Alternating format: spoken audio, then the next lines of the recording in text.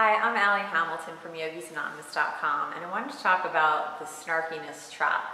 So I feel like we're inundated with just all this, like, people cutting other people down.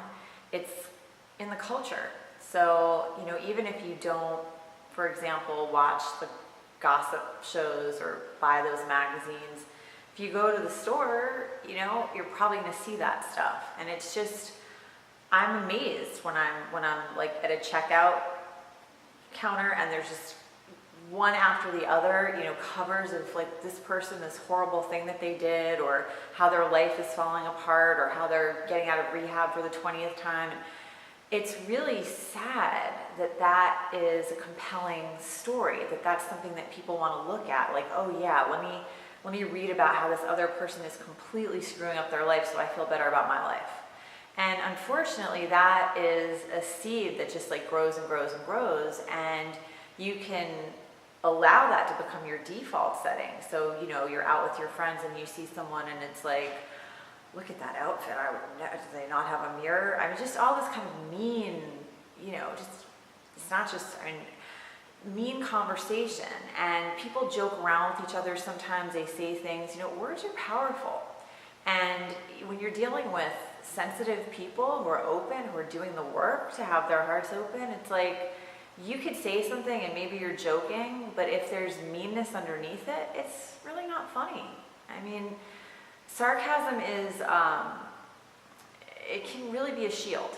Once in a while, fine, like if you have something really like brilliant that you just feel like you have to say, okay, but I wouldn't let it be your constant go-to,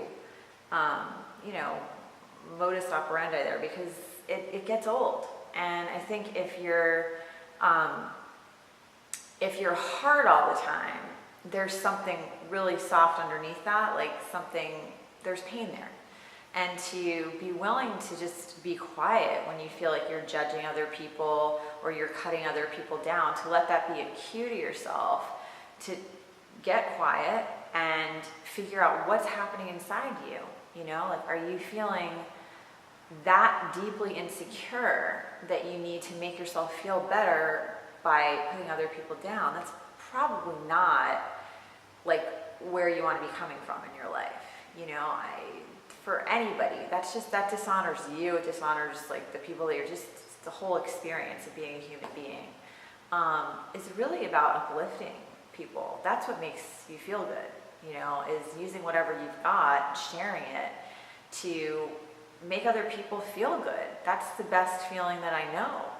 So to deny yourself that experience is incredibly sad and not likely to lead you to a very happy place. And that's really what everybody wants, right? Is to be happy, to be at peace, to be feeling good, to be feeling grateful for what you do have, even if it isn't everything that you want, just to be aware of the gifts that you do have. The more that you train your mind to cut people down and tear things down and tear life down, the worse you're going to feel.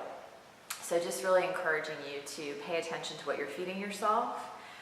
You are what you eat, right? So if you keep feeding yourself a diet of like judgment and sarcasm, that's what you're going to spew out all the time. To be feeding yourself love, much better choice, much better choice.